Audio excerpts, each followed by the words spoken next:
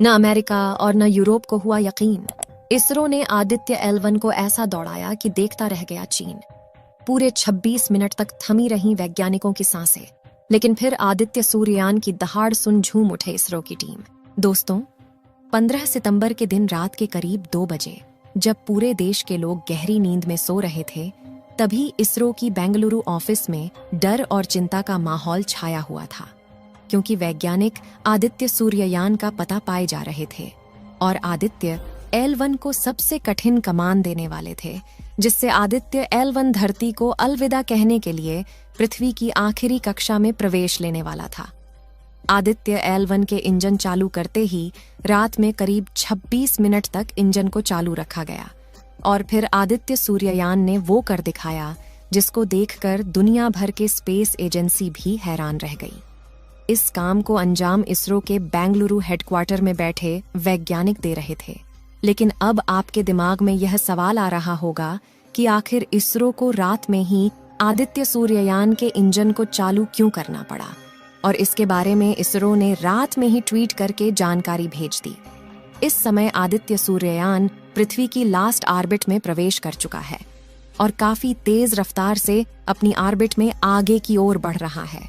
दोस्तों, जब से आदित्य L1 पृथ्वी से अपनी मंजिल की ओर निकला है, तब से लोगों के मन में सवाल आ रहा है, आखिर कब सूरज के पास जाकर आदित्य मुसाफिर जानकारी और तस्वीरें भेजने वाला है।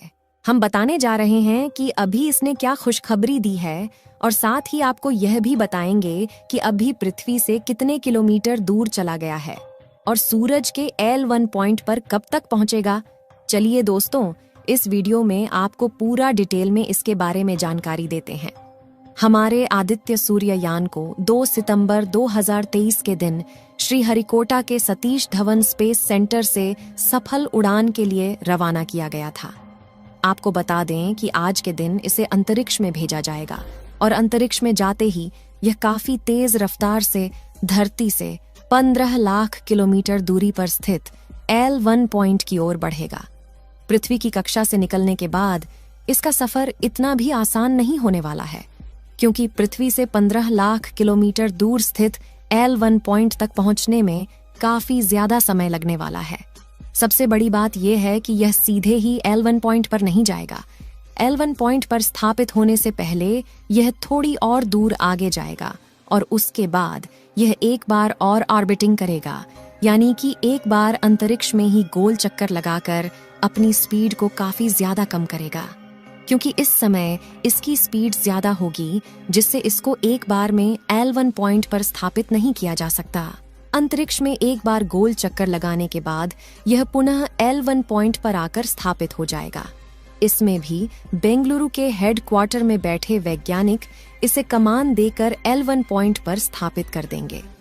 आपको बता दें कि L1 पॉइंट अंतरिक्ष में एक ऐसा पॉइंट है जो कि पृथ्वी से लगभग 15 लाख किलोमीटर की दूरी पर स्थित है, और इस पॉइंट पर मौजूद किसी भी स्पेसक्राफ्ट पर पृथ्वी का और सूरज का गुरुत्वाकर्षण बल एक समान होता है, जिसके कारण बिना किसी ऊर्जा के किसी अन्य स्पेसक्राफ्ट को L1 पॉइंट पर स्थापित किया जा सकता है। और L1 पॉइंट लगातार बिना किसी रुकावट के सूरज की स्टडी करने की अनुमति देता है। इसीलिए वैज्ञानिकों ने इस बिंदु को चुना है, जिससे कि सूरज के बारे में ज्यादा से ज्यादा अध्ययन किया जा सके। आपको बता दें कि इस समय आदित्य स्पेसक्राफ्ट के दोनों सोलर पैनल खुले हुए हैं और आदित्य सूर्ययान सोलर पैनल के द्वारा ऊर्जा भी जनरेट करने लगा है। जब आदित्य L1 को 15 सितंबर के दिन रात के 2:30 पर पृथ्वी की आखिरी कक्षा में स्थापित किया गया, तो अंतरिक्ष यान के थ्रस्टर्स को चालू किया गया।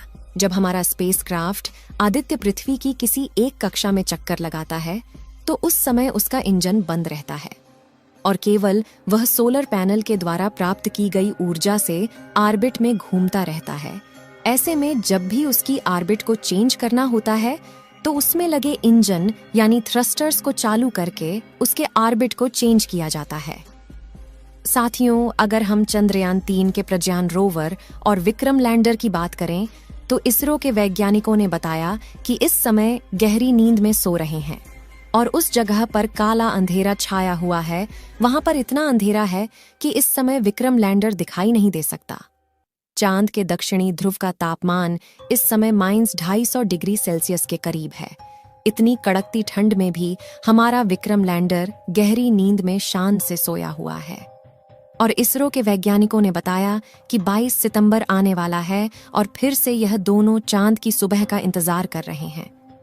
आपको बता दें कि चांद पर सुबह होने पर जब सूर्य की किरण इनके सोलर पैनल पर पड़ेगी तो इनकी बैटरी चार्ज हो जाएगी और उसके बाद यह पुनः फिर से चांद पर खोज करने के लिए निकल जाएंगे। आपको बता दें कि इस बार यह चांद पर हाइड्रोजन की खोज करेगा जिससे चांद पर पानी होने की पुष्टि की जा सके। इस समय आदित्य सूर्ययान पृथ्वी की आखिरी कक्षा में 282 × 40,225 किलोमीटर की कक्षा में चक्कर काट रहा है, यानी कि पृथ्वी से अधिकतम दूरी 40,225 किलोमीटर और न्यूनतम दूरी 182 किलोमीटर है। अभी 110 दिन के सफर के बाद आदित्य ऑब्जर्वेटरी पॉइंट के पास पहुंच जाएगा। अब आपके मन में सवाल उठ रहा होगा कि सूरज की स्टडी करना इतना जरूरी क्यों है? तो इसके लिए आपको बता दें कि जिस सोलर सिस्टम में हमारी पृथ्वी है उसका केंद्र सूर्य ही है। सभी 8 ग्रह सूर्य के ही चक्कर लगाते हैं। सूर्य की वजह से ही पृथ्वी पर जीवन है और सूर्य से लगातार ऊर्जा बहती है। इन्हें हम चार्ज्ड पार्टिकल्स कहते हैं। सूर्य का अध्ययन करके ये समझा जा सकता है कि सूर्य में होने वाले बदलाव अंतरिक्ष को और पृथ्वी पर जीवन को कैसे प्रभावित कर सकते हैं। हमारे सौरमंडल का जन्मदाता सूरज 2 तरह से एनर्जी रिलीज करता है।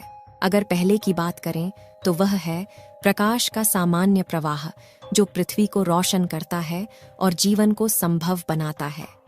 पृथ्वी ही नहीं बल्कि यही वह ऊर्जा है जिसके द्वारा अन्य 8 ग्रहों पर भी रोशनी पहुंचती है।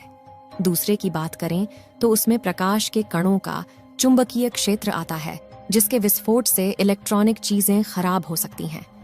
अब आप सोच रहे होंगे कि आदित्य L1 सूर्य के पास जाकर क्या करेगा। इसका पहला मकसद सूर्य के आसपास के वायुमंडल का अध्ययन करना है और साथ में सौर कोरोना की भौतिकी और इसका तापमान को मापना है। आपको जानकारी के लिए बता दें कि सूर्य की बाहरी परत को कोरोना के नाम से जाना जाता है।